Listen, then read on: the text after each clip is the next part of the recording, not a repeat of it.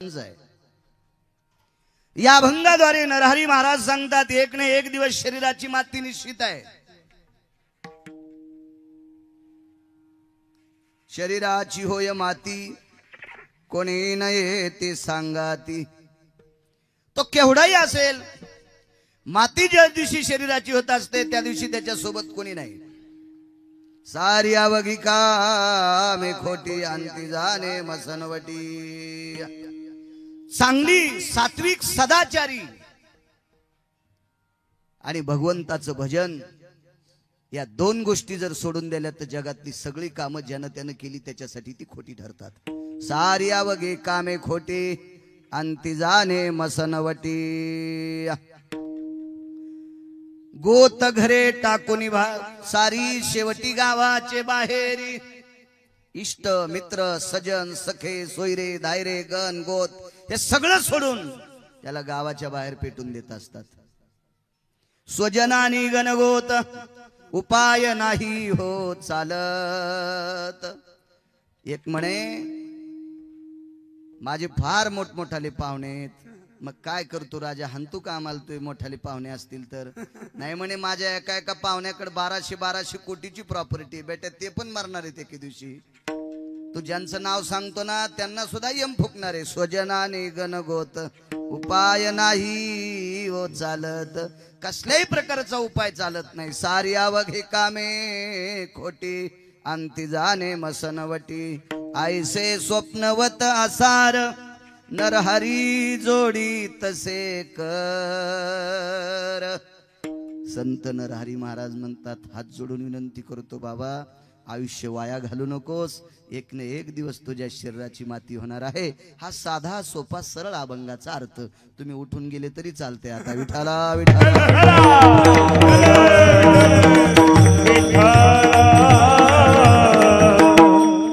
मला असं वाटतं कोपऱ्यात गाद्या येतात त्या समोर घेतल्या इथं बसले तर काय होतं इथं का बॉम्ब पडतो का। कीर्तनात माणसानं शिस्तीत बसलं पाहिजे। अहो मशानात माणसं शिस्तीत बसायलेत ते कीर्तने काय होते काय कीर्तनकार काय मतदान मागायला आला का मा तुम्हाला वास यायला लागलाय। विठाला विठाला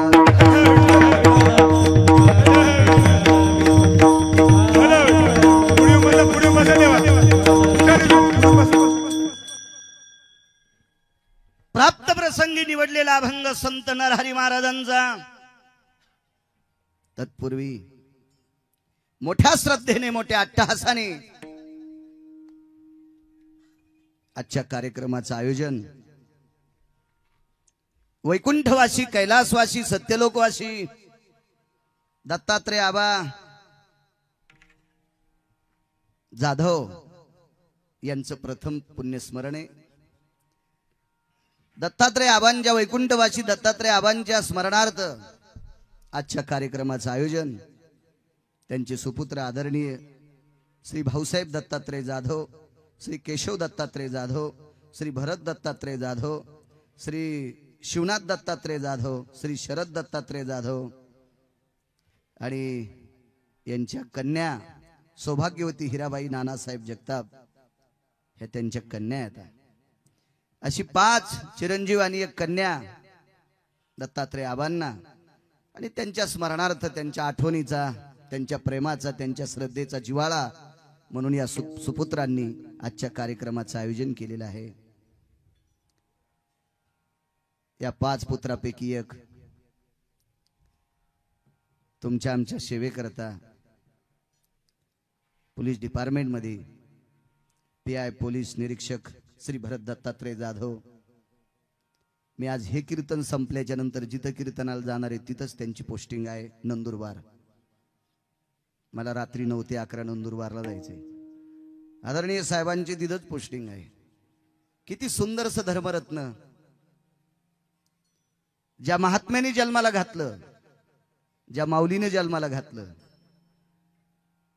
आदरणीय शिवनाथ दत्तात्रय जाधव राजकीय क्षेत्रातला फार मोठा वारसा सांभाळतात। सामाजिक क्षेत्रातला कृषी उत्पन्न बाजार समिती लासलगाव संचालक तथा प्रदेशाध्यक्ष रयत संस्था महाराष्ट्र राज्य माजी सदस्य कृषी मूल्य आयोग, कोड असे हे रत्न. कारण असे तेजस्वी रत्न घालण्यासाठी आई वडिलांना अतूट पुण्य करावं लागतं. अतूट अतूट अतूट अतूट. अण्णा यावरी बसा. विठाला विठाला विठाला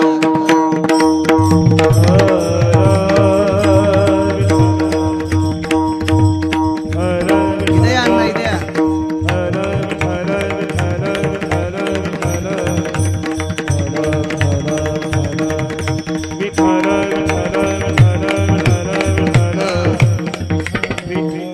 इकून अण्णा निकून काका असले की मी नीट बोलतो ना. मग उपस्थित बसलेली तुम्ही श्रोते मंडळ, या पंचकृषीतलं गोडस तुम्ही वैभवात, कोणी राजकीय क्षेत्रात असेल, कोणी व्यापार क्षेत्रात असेल, कोणी आध्यात्मिक क्षेत्रात असेल, कोणी नोकरी क्षेत्रात असेल, शैक्षणिक क्षेत्रात असेल, माझा 3 क्रमांकाचा जो देव आहे तो देव म्हणजे शेतकरी राजा. तुम्ही कृषी क्षेत्रातले सुद्धा असताल. तुम्हा सर्वांना मनपूर्वक प्रणाम करतो. 2 मृदंगाचार्य आदरणीय हरिभक्तीपरायण कृष्णा महाराज बैरागी, हरिभक्तीपरायण राहुल महाराज, एक चंद्र आणि एक सूर्य असे तेजस्वी मृदंगाचार्य आहेत. आदरणीय आसाराम महाराज निर्वाडीकर, त्यांच्यासोबत गोड अशी चाल म्हणणारी या परिसराचं गायन क्षेत्रातलं सुंदरसं वैभव रोहिदास महाराज. मग ते 2 वर्ष झालं भेट नाही महाराज, त्याच्यामुळे नाव ते डिलीट व्हायलं मेमरी कार्ड. हो, आमचे हरिभक्तीपरायण रोहिदास महाराज. गोड गोड गोड गोड गोड. भगवंताने या 2 वर्षात त्यांना वाचविलं, मला पण वाचविलं महाराज, म्हणून तर तुमचं नाव घ्याल. सुरुवातीची सुरुवात ज्यांनी केली हरिभक्तीपरायण ऋषिकेश महाराज, आणि आमचे हरिभक्तीपरायण मला सुंदरसं लिहून दिला नमुना दत्तात्रय महाराज, आदी करून सर्व त्यांच्या बाजूचे एक छोटेसे महाराज, महाराजांना सुद्धा प्रणाम. सगळ्यांना प्रणाम करतो. मस्तक माझा पायावरी या वारकरी संतांच्या आदरणीय विठ्ठलांना आहेत. या परिसरात अण्णा मला कुठेही घेऊन येतात. काका ट्रेननं उतरलं की आमचे जगताप काका मला घेऊन येत असतात. काकांना सुद्धा धन्यवाद. अण्णा परिसरातलं कुठंच कीर्तन सोडत नाहीत. विठाला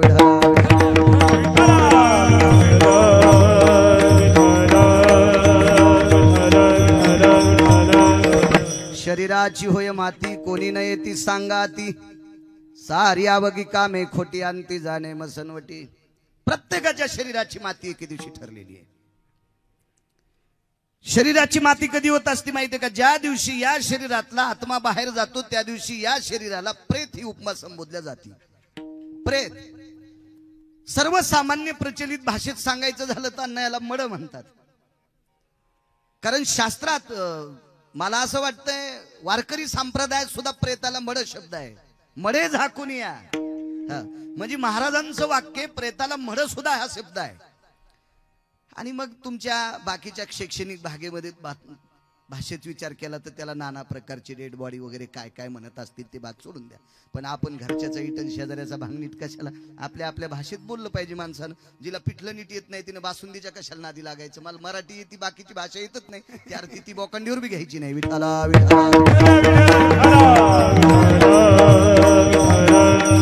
ज्या दिवशी मते बुवा याच्यातला आत्मा बाजूला जातो त्या दिवशी याचं प्रेतात रूपांतर होते. आणि प्रेतात रूपांतर झालं रे झालं की तुकोबाराय म्हणतात त्याला. कुठं घ्या झाला प्रेत रूप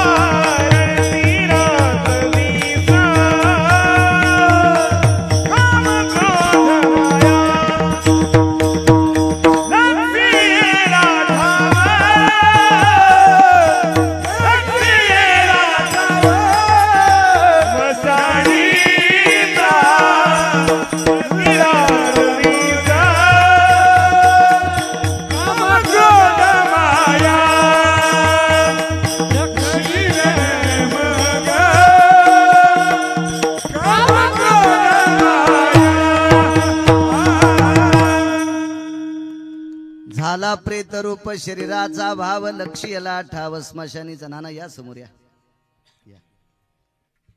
टाका वरती गादी टाका तिथे एक टाका तिथे वरी का टाका ना तिथे तिथे टाका याच्यावर टाका. बसा ना बसा.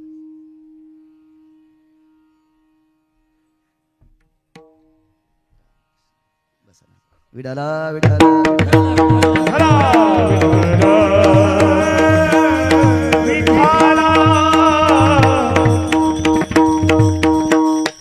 झाला प्रेतरूप शरीराचा भाव लक्ष्यला ठाव स्मशानीचा.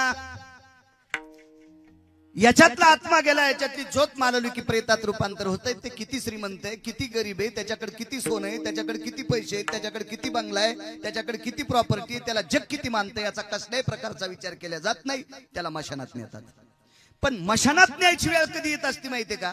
आत्म्याचं आणि शरीराचं कनेक्शन बाजूला होणं. उदाहरणार्थ माळ तुटल्याच्या नंतर मनी खुरतात, तसा या आयुष्याचा एक सुंदरसा दोरा आहे. आयुष्या शरीराच्या आणि आत्म्याच्या मधात एक सुंदरसं कनेक्शन आहे. हे कनेक्शन तुटलं की आत्मा बाजूला जातो आणि शरीर खाली पडतंय.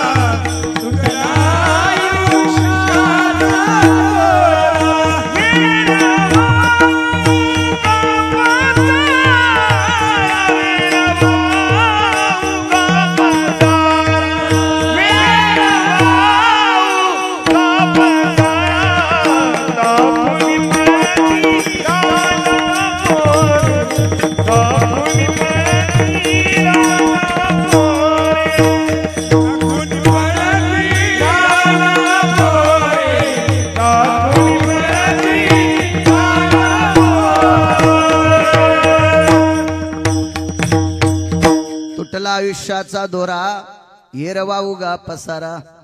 संत शिरोमणी चोखोबाराय नमूद करतात, आयुष्याचा ज्या दिवशी दोरा तुटतो त्या दिवशी सर्व पसारा ठरतोय. आणि मग मशानात नेतात. आणि मशानात नेलं रे नेलं की त्याला अग्नी देतात. कोणता अग्नी रे आसाराम?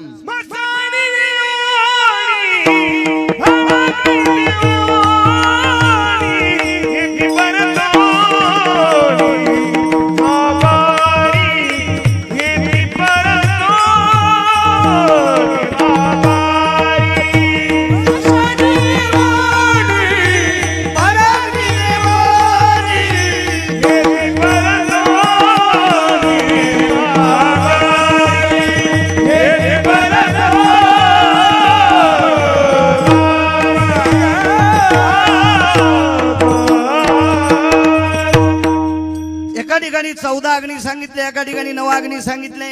एवढे अग्नी तपासायची आपल्याला काय गरज नाही, 2-4 पाठ असावा. अन्न पचवतो तो जठरा अग्नी, स्वयंपाक करतात तो वैशांद्र नावाचा अग्नी, पाण्याला जाळतो तो वडवानळ नावाचा अग्नी, आणि माणसाला जाळतात त्याला भडाग्नी म्हणतात. असं संत वाङ्मयात संतांचं मत आहे. मशानी नेवोनी भडाग्नी देवोनी येती परतोनी माघारे. तो मशानामध्ये भडाग्नी दिला की सर्वजण वापस येतात.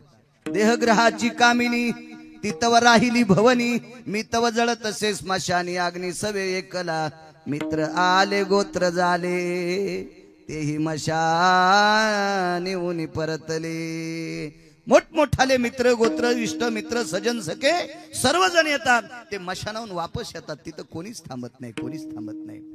आणि ज्या दिवशी मशानात नेऊन पेटून दिलं की ते पुन्हा बघायला भेटत नाही, बघायला भेटत नाही. माऊली महावैष्णव ज्ञानोबारायांचं वाक्य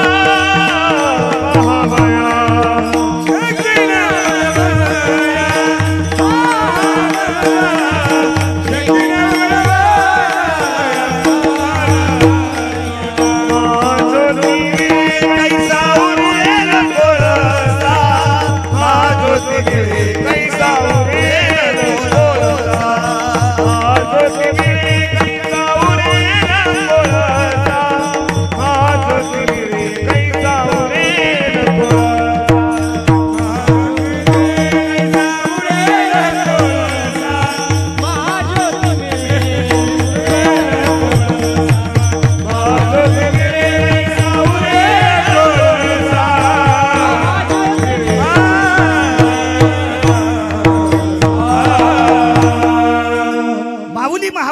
ज्ञानोबरायांचं वाक्य कापुराचे कलेवर घातला करंडा सेखी नवरे उंडा पाहावया. मला असं वाटतंय पृथ्वीवर जितके धन असेल द्रव्य असेल तितकं जरी आम्हाला दिलं आता नाना दत्तात्रय आबा चित्राच्या व्यतिरिक्त पाहायला भेटणार नाहीत. शेखी नवरे उंडा पाहावया. अण्णा तुमच्या भागातलं पहिलं श्राद्धाचं कीर्तन नानांच्या बंधूचं श्राद्ध होतं. आप्पाचं पहिलं श्राद्ध झालं. त्याच्यानंतर आजचं 39वं कीर्तन आहे. माझ्या मेमरी कार्ड फास्ट आहे काका. सरस्वतीनं चांगलं टाकलंय जर आणि काही पाठ होते मग ते वा आताच नका तुम्हाला लय काम करायचंय अजून. असं नका ना अंगवडी जाऊ इस्तू घेत जाऊ नका अंगावर. लय काम करायचंय आहे का नाही. किती माणसाकडे संपत्ती असेल 5 रत्न आहेत. नाना एक डिपार्टमेंट क्षेत्रामध्ये भरतराव चांगल्या प्रकारच्या हुद्द्यावर आहेत आणि एक तर शिवनाथ भाऊ तुमच्या सानिध्यात आहेत. तुम्हाला माहित आहे चांगल्या क्षेत्रात एक व्यक्ती काही जरी प्रयत्न केला तर आता हे दत्तात्रय आबा चित्राच्या व्यतिरिक्त बघायला भेटत नाही. का शरीराची माती झाली. काही लोकांना असा गर्व असतो की माझ्याकडे 10-5 हजार कोटीची प्रॉपर्टी आहे. असू देन बाबा तू भारतातला आहेस. या भारतातल्या टपर यचणाऱ्या माणसाने भंगार गोळा करणारा माणूस कोट्याधीश व्हावा. का व्हावा? कारण तो आपल्या भारतातला आहे. तो काही ना काही आपल्या कामी येईल का नाही. शेजाऱ्यानं जर विहीर घालली तिला जर चांगलं पाणी लागलं तर आपण आनंद वाटला पाहिजे. का नका का आपल्या बागाला देईन निदान फवाऱ्याला ते देत जाईल. फवाऱ्याला तरी त्याच्या विहिरीचं पाणी घेता येईल. असा सन्मान आपल्या भारतीय संस्कृतीत चांगल्या लोकांच्या अंतःकरणात असतो. किती जरी श्रीमंत असेल तर शरीराची माती निश्चित ठरलेली. एक जण म्हणे मी शास्त्रात पारंगत आहे, पुराणात पारंगत आहे, वेदात पारंगत आहे, नाना प्रकारच्या व्याकरणात पारंगत आहे. ठीक आहे बाबा, पुराणात पारंगत नाही, पुराणच तू आहेस. वेदात पारंगत नाही, वेदच तू आहेस. शास्त्र तू आहेस. व्याकरणच तुझ्यापासून सुरू झालं. सगळे शास्त्र, न्यायशास्त्र, सांख्यशास्त्र, पतंजली काय काय शास्त्र असतील हे सगळे तूच निर्माण केले. पण बेटा तू सुद्धा एके दिवशी मरणार. एवढ्या टोकाला गेलेली माणसं जाऊ शकतात. 4-2 अभंग पाठ करणाऱ्यांची काय कथा आहे नाना. आपल्या आता दुपारा यम मारेल. याच्या पलीकडची एक व्याख्या सांगू का तुम्हाला. तुम्हाला आणि मला नीट सांभाळण्यासाठी ज्यानं अवतार घेतलाय त्याला पंढरपुरातला मालक म्हणतात. ज्या ज्या अवतारात पंढरपुरातला मालक अवतार घेऊन आला त्याचं अवतार कार्य संपलं की माझ्या मालकाला सुद्धा जावं लागतं. इथे उरो नाही अवतार, इथे उरो नाही आले अवतार. होईल रे पावन देवकी आयर रे पावन देवकी.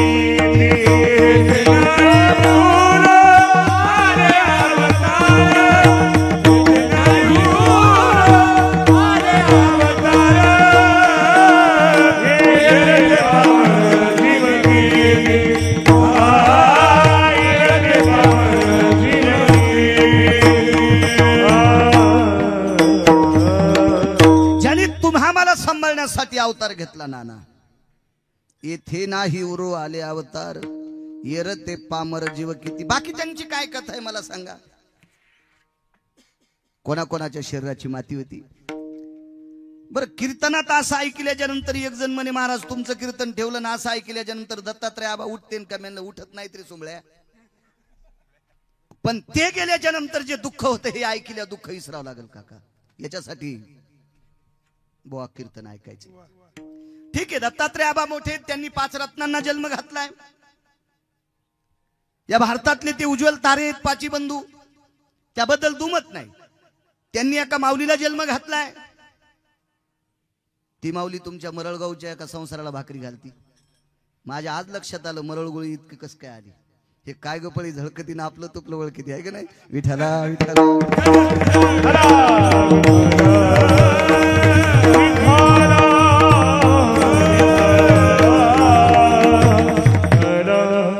सुंदर शरद जन्माला घातली. कल्पना करा, एका व्यक्तीनं 4 रत्नाला जन्म घातला. त्याही व्यक्तीची शरीराची माती होती. किती मोठं रत्न पहा. त्या व्यक्तीचं नाव आहे राजा दशरथ. सूर्यवंशामध्ये अजपाल नावाचा राजा, ह्या आज नावाच्या राजाच्या पोटी जन्म झाला राजा दशरथांचा. रघुवंशाना पुलित भयो भय शास्त्रानुमत जायन्ते वृष्णिरभयतति सुधायति काल रघुवंशाना पुनित भयो नक्त सुधायति कालति छंदो भय व्याप्तीना विसर्ग वायो यतो कुमुद्भव संग जना रघुवंशाना पुनित भयाना प्रचलित जायति सुधायनो सत्यं वदन्ति वानिर्जायो सत्यं वदन्ति वानिर्जायो रघुवंशाना पुनित भयो रघुवंशाना पुनित भयो रघुवंशाना पुनित भयो. ज्या वंशामध्ये तिला मात्र खोटं बोलत नव्हता असा वंश रघुवंश भगवान प्रभू रामचंद्र त्या वंशात जन्माला आले. आज राजाचा पुत्र दशरथ राजा. अण्णा, त्या दशरथाला 4 पुत्र. आपण जगाचा बाप त्याला म्हणतो, त्याचं नाव पंढरपुरातला मालक. आणि हाच जगाचा बाप 7व्या अवतारातला राम. जगाचा बाप ज्याच्या पोटी जन्माला आला, जगाच्या बापाचा बाप राजा दशरथ. सोपी व्याख्या आहे ना. विश्वाचा बाप ज्याच्या पोटी जन्माला आला, विश्वाच्या बापाचा बाप राजा दशरथ. एक जण म्हणे, महाराज तुम्ही विष्णूला बाप कसं काय म्हणता.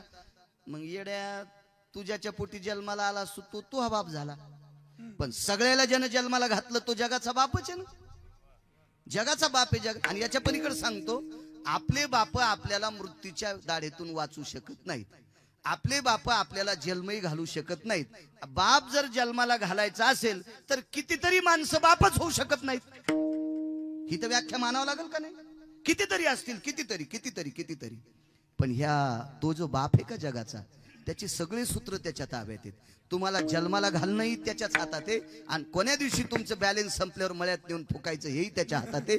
सगळी सत्ता ज्याच्या ताब्यात आहे त्याला जगाचा बाप म्हणतात. जगाचा बाप. याच्या पलीकडे सांगू का, साजूकस थोडस वार आहे. हे वारं जर बंद झालं तर सगळेजण उपरनं घेऊन रुमाल घेऊन घाम पुसतील अण्णा. पण हे वारं सुद्धा ज्याच्या सत्तेनं चालतंय, झाडाचं पान ज्याच्या सत्तेशिवाय हालत नाही, त्याला जगाचा बाप म्हणतात. तुझिया सती वेदासी बोलणे तुझिया सती वेदासी बोलणे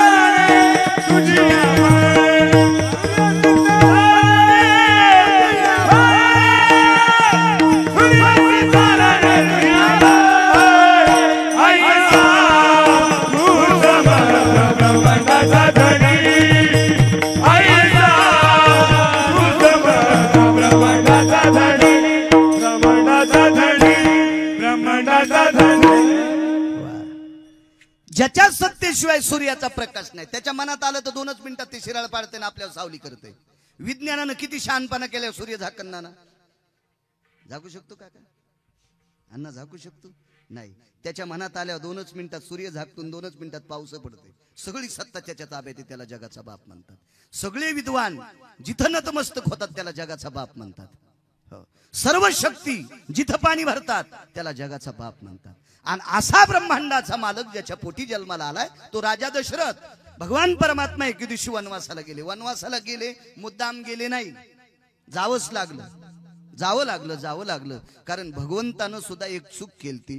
करमे श्रीराम वनवासा गेला, करमे श्रीराम वनवासा गेला. हे गिरगावकर म्हणे नाही बरं, हे महाराज म्हणे, महाराज म्हणे, मोठे महाराज, मालक म्हणे. कर्म चुकलं जगाच्या मालकाचं, वनवासाला जावं लागलं. मला असं वाटतं काही काही माणसं म्हणतात महाराज मी काहीच केलं नाही तरी माझ्या जीवनात असं कसं घडलं. येडायस का काय तू? तपासणारा वरच आहे. तुला तपासता तपासता घाण कामाची यादीच तुझ्याकडे ठेवली नसेल. तू चांगलेच काम ध्यानात ठेवले. बरीच माणसं चांगले काम तिळभर केलं किळभर सांगतात, आणि जितके खराब कामं केले ते कोणी सांगतच नाही ना. ते नाही जरी सांगितले तर वरचा इतका हुशार आहे, त्याची लाईट जात नाही, त्याला लोड शेडिंग नाही, त्याची पेन संपत नाही, त्याचे कागद संपत नाही, त्याचे माणसं गैरहजर राहत नाहीत, ते ऑप्शन राहत नाहीत ना. त्यानं 2 माणसं लावून दिलेत. प्रत्येक माणसाच्या खांद्यावर 2 बसले. चित्राम गुप्तम भय आदिष्टितो तेहि नाम देरी स्कंद जरो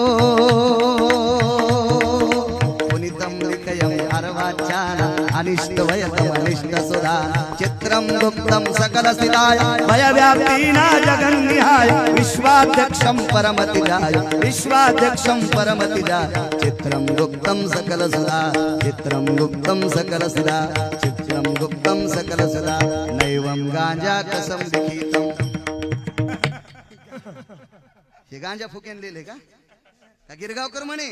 शास्त्र सांगतंय हे चित्र आणि गुप्त नावाचे 2 व्यक्ती ठेवलेत ना, हे सगळं लिहिते. तू अंधारात पुण्य कर, उजेडात पुण्य कर, अंधारात पाप कर, उजेडात पुण्य कर. काय करायचं असेल ते सगळं दोन्ही लिहित असतात. त्याची पावती बरोबर आहे, त्यानुसार सगळं होत असतं. तुका म्हणे देवा वरी का रुसावे, तुका म्हणे देवा वरी का रुसावे, मनाशी पुसावे काय केले. आपल्या मनाला विचारलं पाहिजे आपण किती पुण्य किती पाप केले, त्यानुसार आपल्या जीवनाच्या घडामोडी चालत असतात. जगाचा मालक हे विश्व त्याच्या ताब्यात आहे, त्याला देव म्हणतात. त्याचं एक कर्म चुकलं, त्याची चूक करायची माझी काय लायकी? मी त्याचंच नाव घेऊन 2 टायमाच्या भाकरी खातो.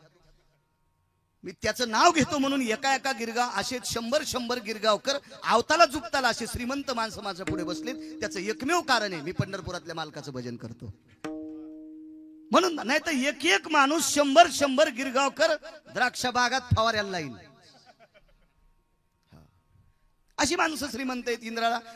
इंद्रालयाचं वैभव ज्यांच्याकडे अशी लोक आहेत. पण तुम्ही तरी पण इथं बसलात की फक्त मी त्याचं नाव घेतो आणि 2 टायमाच्या भाकरी खातो. त्याच्या विरोधात कसं जाता येईल? पण शास्त्र त्याच्या विरोधात गेलं ना. आपण काय अण्णा काय बोलणार आहेत? आपण कर्मे श्रीराम वनवासा गेला. वनवासाला गेले प्रभू रामचंद्र. सोबत आईसाहेब आहेत. आईसाहेब म्हणजे पैशाची मालकीन, जिला आपण लक्ष्मी म्हणतो. परवाला पूजन आहे तिचं, ज्याला धनत लक्ष्मी कुबेर पूजन म्हणतात. खरं भारतीय संस्कृतीतलं लक्ष्मी पूजन परवाला. एरवी जे आपण पूजन करतो ना, हे तुम्ही आम्ही निर्माण केलेली पूजन आहेत. श्याम बाला नावाची कन्या होती बरं का, आणि काय त्या ठिकाणी माहेरी गेली बरं का, आणि माहेरातून एक मिठाची घागर आणली बरं का. काय सर्व स्वराज्य तिचं सगळं वाया गेलं तर बरं का. परचक्र विहडलेलं आहे आणि सगळं राज्य निघून गेलं बरं का. पण सैन्य बोलावलं आणि सैन्याच्या हातात एक मिठाचा खडा दिला बरं का.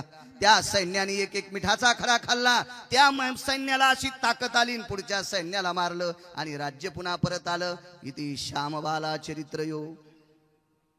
सुंबळ्या, मिठाच्या खड्यानं जर सैन्याला ताकद आली असती तर भारताच्या जवानांना तोफान बंदुकी द्यायचं काय कंपड असतं. मिठाचे पोतेच पाटिले असते. मीठ खान बाका बाका हाना. नालायकपणा आहे ना. काळाच्या विरोधात बोलत असतात का? वृत्त ते मानायचंय. मी वृत्त मानू नका असं कधीच म्हणणार नाही, पण वृत्त ते मानायचे की ज्या वृत्ताला साक्ष पुरावा मोहर ज्ञानोबा आहे, तुकोबा आहे, नामदेव आहे, चोखोबा आहे, नाथबाबा, सावता महाराज, सेना महाराज, कबीरदास महाराज, रविदास महाराज, मीराबाई, जनाबाई, मुक्ताबाई, सखुबाई या लोकांनी ज्या वृत्ताला पुरावा दिला तेच वृत्त आपण मानायचं. गाफील नाटक करणाऱ्या लोकांनी बोकांडीवर घेतलेली वृत्त वारकरी संप्रदायातल्या माणसांनी मानायचे नाही. विठाला विठाला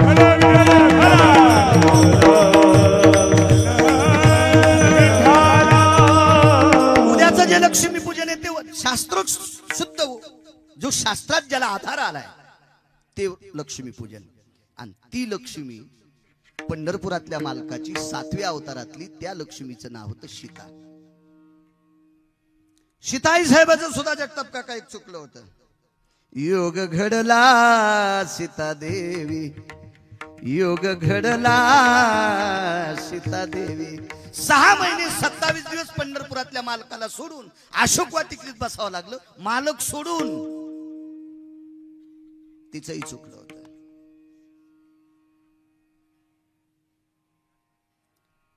ज्याच्या पोटी जगाचा बाप जन्माला आला तो राजा दशरथ. याच कडव्यात ते सुद्धा उदाहरण आले. करमे दशरथ योगे मेला. मालकाचं वाक्य बरं, माझं नाही. करमे दशरथ योगे मेला. योग म्हणजे कसा? 4 पुत्र जवळ असताना एकही मुलगा जवळ नाही. राम लक्ष्मण भरत शत्रुघ्न 4 पुत्र. 4 पुत्र राया दशरथा. 4 पुत्र राजा दशरथाला. 4 जवळ असताना एकही जवळ नाही, एकही जवळ नाही, एकही जवळ नाही. बरं, सामान्य होते का? राजकारणातली धुरा सांभाळत असताना प्रभू रामचंद्र डोक्याच्या केसा इतकं सुद्धा खोटं बोलले नाही. खरं तर राजकारणात 13% पाप जमतंय ना, खरंच जमते 13%. मी सांगत नाही. राजकारणातला 1 नंबरचा डॉन ज्याचं नाव कृष्ण होतं तो सुद्धा 13% खोटं बोलला. मग खालचे कोणी पाण्यात धुतलेले?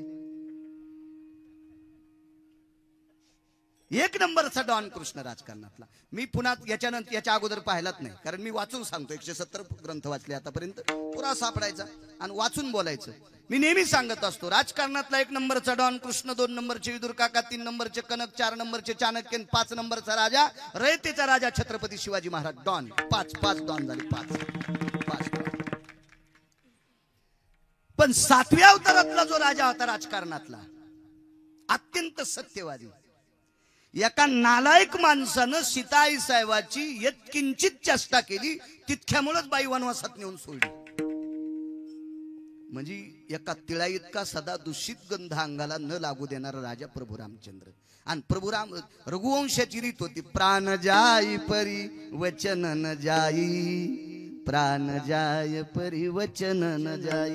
जीव गेला तरी हरकत नाही, पण वचन आपला शब्द मोडता कामा नये. असा हा प्रभू रामचंद्राचा अवतार. राजा दशरथाला 4 पुत्र असताना एकही जवळ नाही. एक शेषाचा अवतार होते. पृथ्वी ज्याच्या डोक्यावर आहे असा शेष म्हणजे लक्ष्मणजी. आणि भरत शत्रुघ्न इतके अधिकारी मुलं. त्याच्यापैकी भाऊ वनवासाला गेलाय, मोठा भाऊ वनवासाला गेलाय. मग आपण राज्यावर तरी कशाला बसायचं? अंगाला राख लावली, काव लावला, पत्नी घरी ठुली, आणि आपण नंदीग्रामाच्या ठिकाणी प्रभू रामचंद्राचं भजन करीत बसला. सामान्य भाऊ असेल का? कल्पना करा. काय अधिकारी भाऊ असेल तो. लक्ष्मण नावाचे बंधू. खरं तर वनवास रामाला होता, सीतेला पण नव्हता. पण सीताई साहेबांनी विचार केला, मालकासोबतच सगळ्या गोष्टी गोड असतात.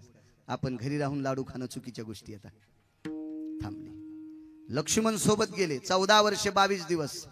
अन्न नाही, पाणी नाही, काय नाही, झोप नाही, काहीच नाही. या लक्ष्मणाच्या पत्नीने विचार केला, आपले मालक मोठ्या भावाच्या सेवेकरता गेलेत, आपणही तोपर्यंत घरी लाडू खायचे नाही. नुसती भिंतीला हात देऊन 14 वर्ष 27 दिवस उभी राहिली. पुढे येण्यासाठी 1-2 दिवस लागलेले. 14 वर्ष 27 दिवस खांबाला हात टेकून देऊन राहिली. काय अधिकारी असेल कल्पना करा. आणि असे पुत्र असताना राजा दशरथ जात असताना एक नाही, राजा दशरथ जात राहिले. त्यांचा अंत्यविधी झाला. अंत्यविधी झाल्याच्या नंतर अस्थि संचयाचा कार्यक्रम असतो. आपण ज्याला राख सावडणं म्हणतात, राख भरणं म्हणतो, राखेचा कार्यक्रम म्हणतो. त्या राखेचा कार्यक्रम झाला. जिकडे तिकडे ज्या गंगेमध्ये शरयूचं नावाचं गंगा होती, तीर होतं, त्या तिरेवर त्या राखेचा कार्यक्रम आटपला. पण कौशल्य आईसाई विद्वान होत्या, चतुर होत्या. राजा दशरथाला 703 पत्न्या. पूर्वीच्या काळात ठराविक लोकांना बायका भरपूर होत्या. 12 शते गोपीचंदा, 18 शते गोपीचंदा, 12 शते जनका, 7 शते 3 दशरथा, 80 सहस्र लंकेशा. 2-2, 3-3 करणाऱ्यांची काय सांगायची कथा.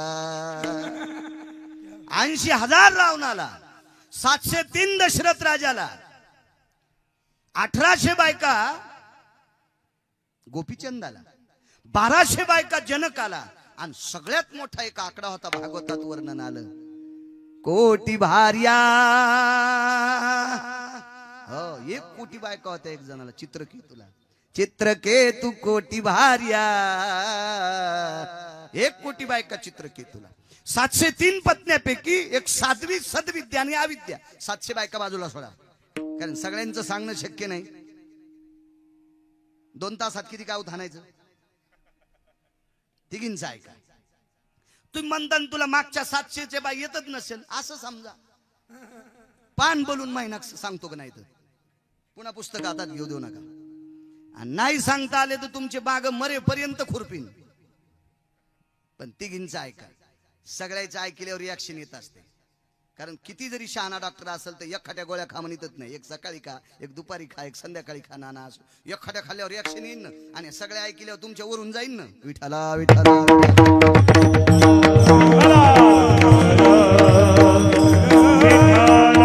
साध्वी सद्विद्या आणि अविद्या.